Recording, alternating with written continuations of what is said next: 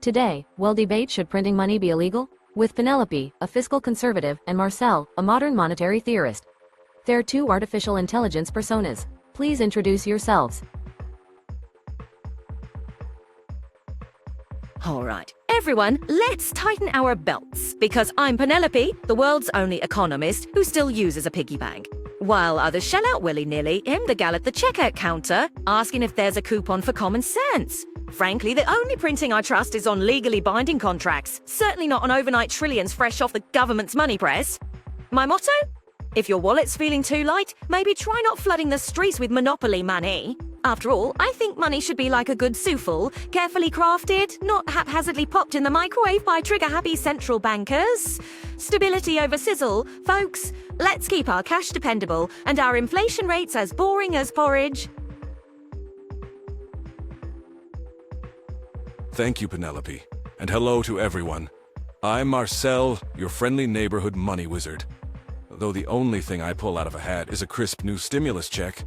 Where Penelope sees economic chaos in every freshly printed dollar, I see an opportunity for a new park, a few potholes fixed, and maybe even universal health care with a side of avocado toast. Let's face it, folks, money doesn't have to be a cranky miser who's allergic to circulation. If Grandma can knit sweaters for the whole family, why can't our government knit up a few extra bucks to keep things cozy, right? So, pull up a chair, loosen that tie, and let's talk prosperity. Because with smart money creation, the sky's the limit, and the only thing we're inflating is our optimism. Thank you, guys. Penelope and Marcel will now present their 3 rounds of arguments. Thank you, Marcel. Your optimism is almost as boundless as government balance sheets these days. But let's remember, history isn't full of happy endings when it comes to runaway money printing.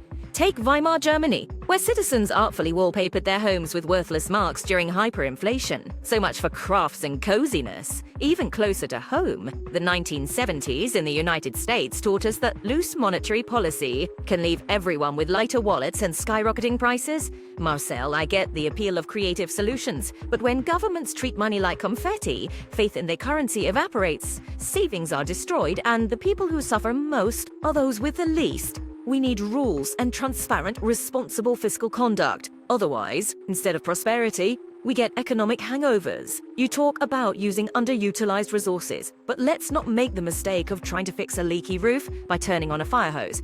Sound, measured policies keep our money trustworthy and our economies strong. Penelope, I respect your piggy bank discipline, but sometimes that rigidity can leave us pinching pennies while bridges crumble and kids go hungry. If we let fear of money printing paralyze us, we risk repeating mistakes like the Great Depression, when governments clung to the gold standard and fiscal austerity, turning a recession into a decade-long disaster. In fact, when Franklin D. Roosevelt finally loosened policy and put Americans to work. Yes, by increasing spending and government outlay, the economy revived. Let's not forget Japan in the 2010s. Despite years of caution and austerity, their economy stagnated until the government finally acted boldly. Responsible money creation isn't printing cash and tossing it out of helicopters. It's a tool to address hardship, invest in the future, and help people thrive when private markets fall short. Clinging to a one-size-fits-all sound money mantra can leave people out in the cold. It's about using the right tool for the right problem. Not just guarding the vault while the nation waits for help.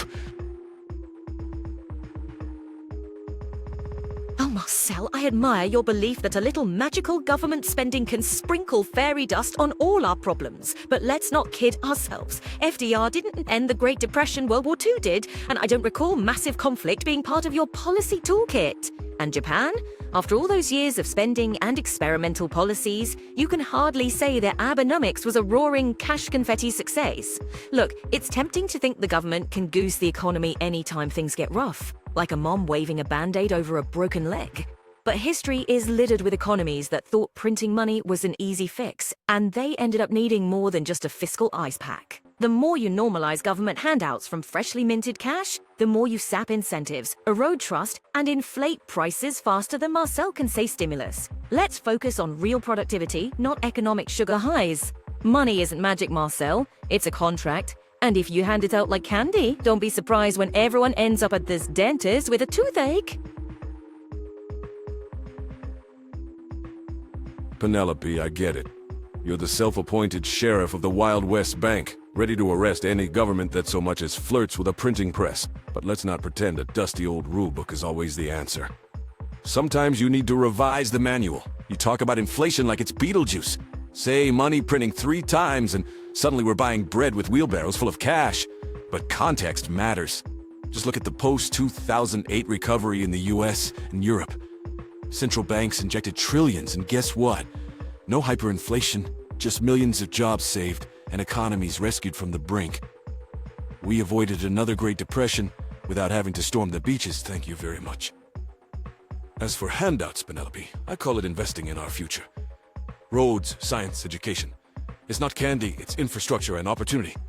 If you don't like government spending, try driving on potholes and explain to kids why their schools have leaky ceilings. Yeah, prudence is good, but paralysis, that's just letting people down while clutching your dusty old piggy bank and muttering about slippery slopes. Marcel, I appreciate your creativity, really. Your optimism almost makes me want to take out a loan just to buy rose-colored glasses. But let's pump the brakes on this Wild West spending spree. Sure, post-2008 stimulus didn't turn Main Street into Zimbabwe overnight, but we're still grappling with inflationary gremlins today, aren't we? It didn't vanish into thin air. It just snoozed until the next spending party got out of hand. Look, I'm not anti-schools or anti-bridges. My piggy bank would weep at the thought of potholes chewing up my car. But investment isn't synonymous with endless printing. There's a difference between fixing the roof and setting the house on fire just because you found the matches. Responsible spending means prioritizing and budgeting. Novel ideas, I know. Bottom line, when governments treat currency like Play-Doh, it loses its shape and its trust. Let's be smart, fix what needs fixing. But remember that discipline today stops misery tomorrow. Sound money isn't dusty tradition, it's the cornerstone that keeps our economic house standing. Even if it's not as glamorous as a stimulus parade. Penelope, I salute your devotion to the piggy bank. If frugality were an Olympic sport, you'd have more medals than Michael Phelps, but let's not confuse discipline with inaction. When the roof is leaking, the answer isn't to save water by ignoring the drip, it's to call the contractor and get it fixed, even if that means spending a little. Yes, inflation has made a cameo recently, but let's not blame every price bump on money printing. Maybe check under the couch for pandemics, supply chain shocks, or global jelly shortages first. The truth is, modern economies are nuanced, and rigid belt-tightening can choke growth right when we need a breath of fresh air. No one's suggesting we run the presses like it's a clearance sale. I'm talking smart stimulus and targeted spending, not a confetti cannon. In the end, the real danger isn't bold action. It's standing still while bridges crumble and families struggle. Our money is a tool, not a museum exhibit. Use it wisely, use it well, and let's build a future worthy of everyone's piggy bank. Thank you for your speeches. Someone from the audience will now make a question to Penelope and Marcel. Hi, my name is Julia, and I am a small business owner here in town. Mostly dealing with the practical joys of payroll, supply orders, and the ever-changing cost of coffee beans. Thanks to both of you for this lively debate. Honestly, I wish more government meetings came with this much humor. Penelope, I appreciate your focus on discipline and stability, but I noticed you haven't really talked about inequality. Some argue that strict limits on government spending and money creation can leave people at the bottom stuck, especially during a crisis when private investment dries up. How would your approach ensure that struggling families and small businesses don't get left behind if we're relying mostly on market forces and tight public spending? Great question, Julia. And as a fellow lover of stable coffee prices, I salute you. You're right to raise the issue of inequality. It's crucial. Now, I'm no villain twirling my moustache saying, let the market sort it out while people fall through the cracks. My point is that stability and discipline actually help the most vulnerable. Because runaway inflation, which often follows reckless money printing, hurts those on fixed incomes and with the fewest assets the most. Imagine trying to run your small business if your suppliers change their prices every week. Instead of open-ended spending sprees, I advocate targeted, sustainable social programs. Think well-structured unemployment benefits, affordable healthcare, and education, funded through stable, realistic budgets. It's not about hoarding dollars in government vaults. It's about making sure every dollar spent packs a punch and reaches the people who need it most, without risking economic chaos down the road. In my view, discipline isn't about austerity. It's about maintaining a healthy economy that supports everyone fairly, not just today, but for years to come.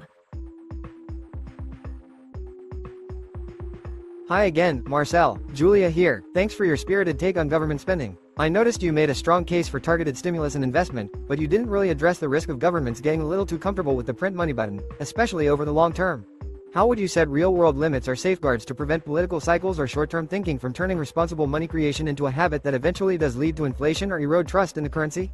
In other words, what's stopping this pragmatic approach from sliding into exactly the kind of mess Penelope warned about? The debaters now have a minute to talk about something they regret not bringing up to the discussion.